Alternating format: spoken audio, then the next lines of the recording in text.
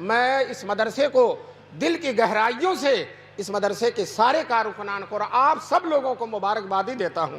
ماشاءاللہ بستی کا نام بھی حمید ہے اور حماد محتمم صاحب بھی ہیں اور ماشاءاللہ کارنامہ بھی محمود ہے، کارنامہ بھی محمود ہے۔ ہمارے دارالعلوم دیوبند کے پہلے طالب علم جن کا نام محمود تھا، پہلے استاد ان کا بھی نام محمود تھا، اور 150 سال سے مسلسل اس مدرسے کے کارنامے بھی الحمدللہ محمود ہیں، چپے چپے پہ چھائے ہوئے ہیں۔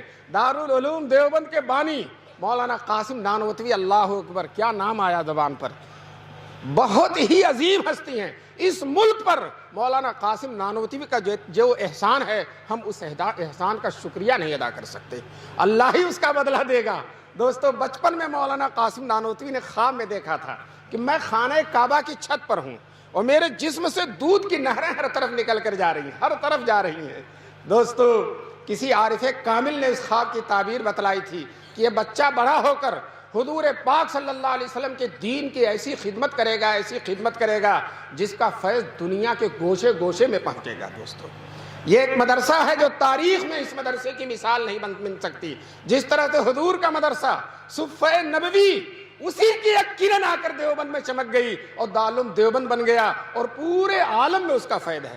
حرم کے امام تشریف لائے تھے دارالعلوم دیوبند میں اور انہوں نے اپنی تقریر میں کہا میں دنیا کے ہر ملک میں گیا، امام حرم ہونے کے واسطے سے مجھے ہر ملک میں لوگ بلاتے ہیں، اور میں جہاں گیا دارالعلوم دیوبند کا فیض سورج اور چاند کی طرح چمکتا ہوا نظر ہے۔ پوری دنیا کے چپے چپے میں کوئی جگہ ایسی نہیں ہے۔ ابھی ہم دارالعلوم کے بہت بڑے محدث ہیں حضرت مولانا نعمت اللہ صاحب، اللہ ان کی عمر میں برکت نصیب فرمائے، ان کے ساتھ ہم فیجی گئے تھے۔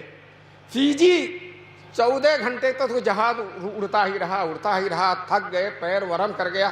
جب وہاں پہنچے ایسا جزیرہ کہ دنیا کا آخری کنارہ، اس کے بعد کچھ نہیں ہے، سب سے پہلے سورج وہی نکلتا، فجر کی سب سے پہلے نماز وہی ہوتی ہے۔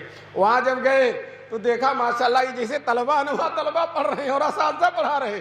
ہم نے ان استاذوں سے پوچھا کہاں کے فارغ ہیں؟ کہنے لگے دارالعلوم دیوبند کے۔ کہتے ہیں اڑائے کچھ ورق نرگس نے، اڑائے کچھ ورق نرگس نے، کچھ لالے نے کچھ گل نے، اڑائے کچھ ورق نرگس نے، کچھ لالے نے کچھ گل نے، چمن میں ہر طرف بکھری ہوئی ہے داستاں میری۔ دوستو ہر طرف الحمدللہ یہ مدرسہ بھی آپ کے دارالعلوم دیوبند کا فیض ہے، اور چپے چپے پر اتنے مدرسے ہیں کہ آپ گن نہیں کر سکتے۔ دوستو انگریزوں نے، آج کل کیا حالات ہیں؟ کچھ بھی نہیں ہے، بھی کل صحیح ہو جائیں گے انشاءاللہ، کوئی حالات ہی نہیں ہے۔ اس وقت تو کتنے خطرناک حالات تھے، مولویوں کا چلنا دشوار تھا، اور کوئی کرتا پاجامہ اگر پہن لیتا تو اس کو مولوی کہہ دیا جاتا، اس کو پھانسی پر چڑھا دیا جاتا تھا۔ دوستو یہ صورت ہے۔ دلی میں 1000 مدرسے تھے، سارے مدرسوں کو ختم کر دیا گیا، اور عجیب صورتحال تھی۔ بڑی بڑی مسجدیں دلی میں جو ہے، ایک شاہجہانی مسجد تھی، شاہجہانی مسجد تو ہے، ایک اکبری مسجد تھی، بالکل جامع مسجد کے سامنے بہت بڑی مسجد تھی، اور اس میں شاہ اسحاق نے درس دیا تھا، شاہ عبد القادر نے درس دیا تھا، بڑے بڑے علماء، اور اسی مسجد سے مولانا اسماعیل شہید پیدا ہوئے تھے، مولانا سید احمد شہید بڑے بڑے علماء پیدا ہوئے تھے۔ انگریزوں نے کہا یہ بڑی خطرناک مسجد ہے، اگر یہ مسجد رہی تو یہاں سے کوئی پیدا ہو جائے گا جو ہم کو رخصت کر دے گا۔ چنانچہ انگریزوں نے اس مسجد کو توڑ کر جڑ سے بنیاد سے پھینک دیا، اس مسجد کو ختم کر دیا کہ نہ یہ مسجد رہے گی، نہ یہ بڑے بڑے علماء پیدا ہوں گے، اور نہ ہم کو ہندوستان سے جانا پڑے گا۔ لیکن انگریزوں کو کیا خبر کہ اسی مسجد کے فیض یافتہ دلی سے دیوبند منتقل ہو جائیں گے، اور پھر دیوبند کا مدرسہ قائم کر کے انگریزوں کو نیست و نابود کر دیں گے۔ چنانچہ دوستو انگریز چاہتا تھا ہم نہ رہیں، مسلمانوں کو چاہتا تھا یہ نہ رہیں، مسجدیں نہ رہیں، مدرسے نہ رہیں، لیکن دوستو ہوا کیا؟ انگریز ہی نہیں رہا، انگریز ہی نہیں رہا، مسجدیں بھی موجود ہیں، مدرسے بھی موجود ہیں، علماء بھی موجود ہیں۔ دوستو اس لاک ڈاؤن میں سارا کام رکا، لیکن الحمدللہ مدرسوں کا کام نہیں رکا۔ تنخواہ تو رک گئی، لیکن حافظ ہونا نہیں رکا، عالم ہونا نہیں رکا، مفتی ہونا نہیں رکا، محدث ہونا نہیں رکا۔ میں سچ کہتا ہوں کم سے کم 10,000 حافظ اس ملک میں اس لاک ڈاؤن کے زمانے میں پیدا ہو گئے، 10,000 کم سے کم۔ ابھی ہم مدرسوں میں جاتے ہیں، دستار بندی ہوتی ہے، کہیں 20، کہیں 5، کہیں 10، اور یاد رکھو یہ مدرسے اگر رہے، یہ علماء اگر رہے، آج اگر پورے ملک میں 60,000 حافظ ہیں تو آئندہ سال 50 نہیں ہوگے، 70 ہو جائیں گے انشاءاللہ۔